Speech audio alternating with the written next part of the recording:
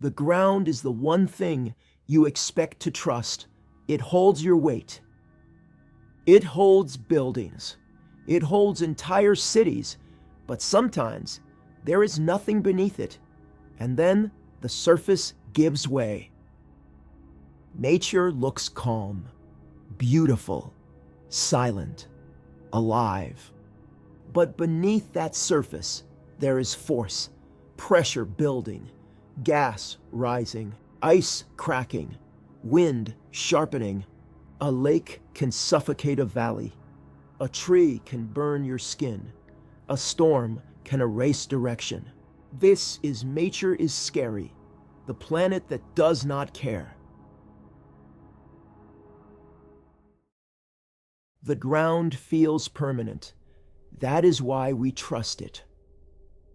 We walk on it, build on it, sleep above it, map it as if it is fixed.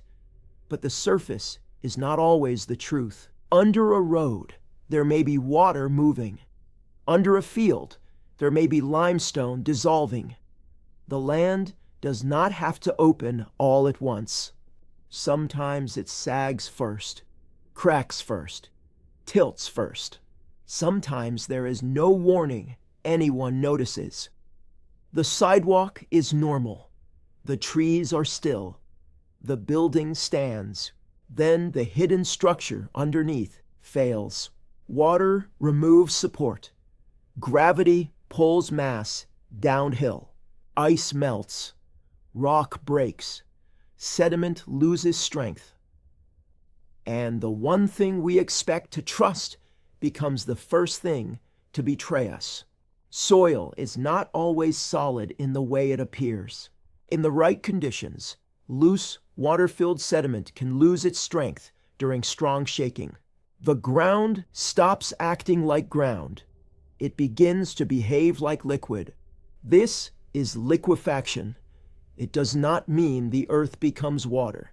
It means the grains lose the contact and pressure that let them support weight. Buildings can tilt. Roads can buckle. Buried pipes can rise. Water and sand can erupt through cracks like a fountain. The danger is not only the earthquake itself, it is what the earthquake does to the land beneath the structure. A building may be engineered to stand against shaking, but if the soil under it stops carrying load, the problem changes. The foundation is no longer resting on something dependable. It is resting on a system that has temporarily lost its strength. That is why waterfront cities, river deposits, reclaimed land, and saturated low areas can be especially vulnerable. The ground does not need to crack open. It only needs to stop holding.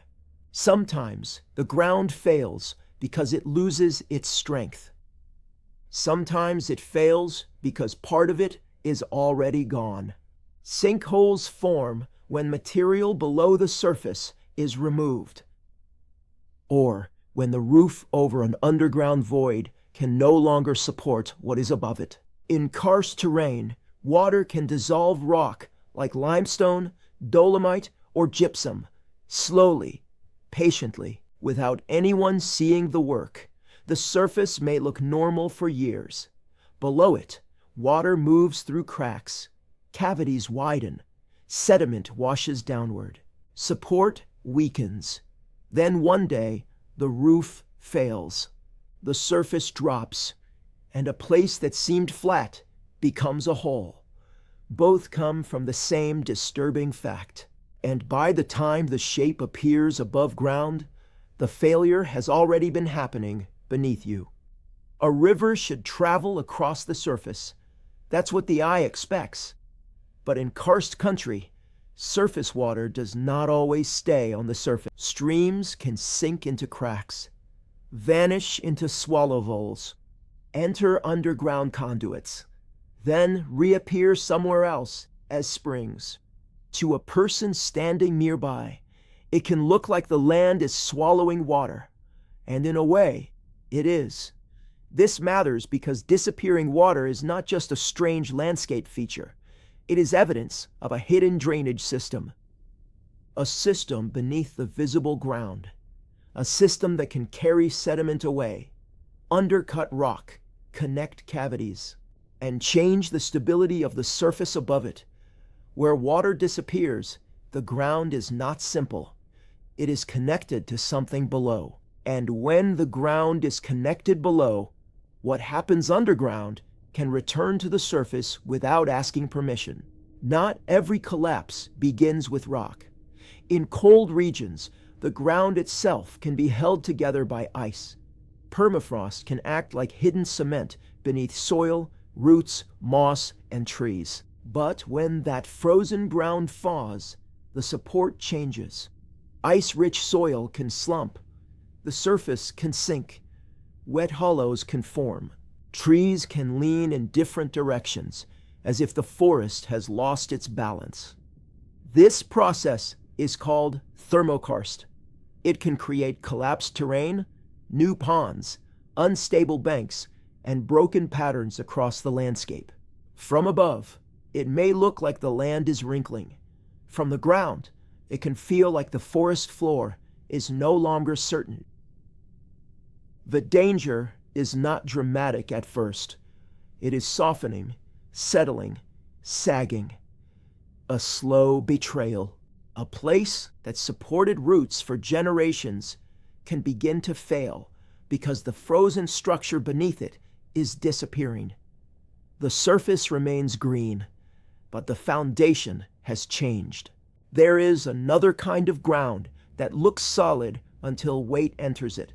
Swamps, bog edges, mudflats, saturated sediment, places where water fills the spaces between particles and changes how the surface behaves.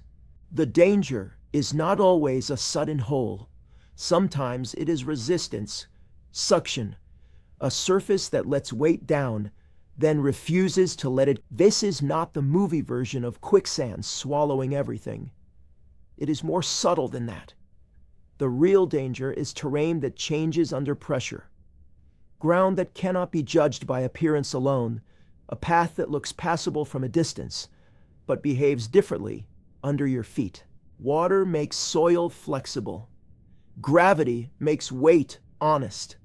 And unstable ground turns confidence into risk. But on steep land, gravity does not wait for a footstep. It waits for a slope to fail. A slope can look frozen in place. A cliff, a road cut, a mountain wall, a hillside above a town. But gravity is always working. Rock breaks along fractures. Water enters cracks. Roots loosen. Fire removes vegetation. Rain adds weight. Earthquakes shake what was already weak. Then the slope moves. A rockfall can begin with a single block detaching from a cliff. A landslide can begin as soil losing contact with the layer beneath it. A debris flow can gather water, mud, stones, trees, and force into one moving mass. The ground does not simply collapse downward. Sometimes it travels across roads, into valleys, through homes, over river channels. The frightening part is the delay. A slope may spend years preparing to fail. Fractures widen, water pressure changes, material weakens.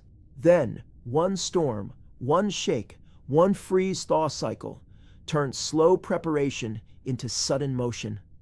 This is ground failure with direction. Not empty space below, not soft sediment underfoot, but gravity finding the path it was waiting for. The most unsettling ground failures do not always happen in remote places. They happen under roads, under neighborhoods, under factories, under entire cities. A city is not built on an idea. It is built on material, clay, sand, limestone, fill, peat, rock, old mines, buried infrastructure, water moving through all of it. When that material changes, the city above it inherits the failure. Land subsidence can lower the surface, slowly. A sinkhole can remove support suddenly. Liquefaction can weaken saturated sediment during shaking. The surface does not care what humans placed on top of it. A building is only stable if its foundation still has something to trust. That is the lesson of this episode.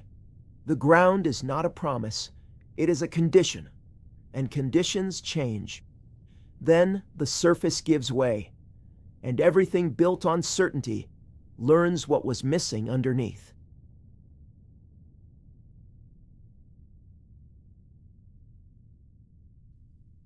Mountains look permanent, stone looks ancient, but caves breathe, rock fractures, entire chambers shift in darkness, and what feels motionless may already be moving.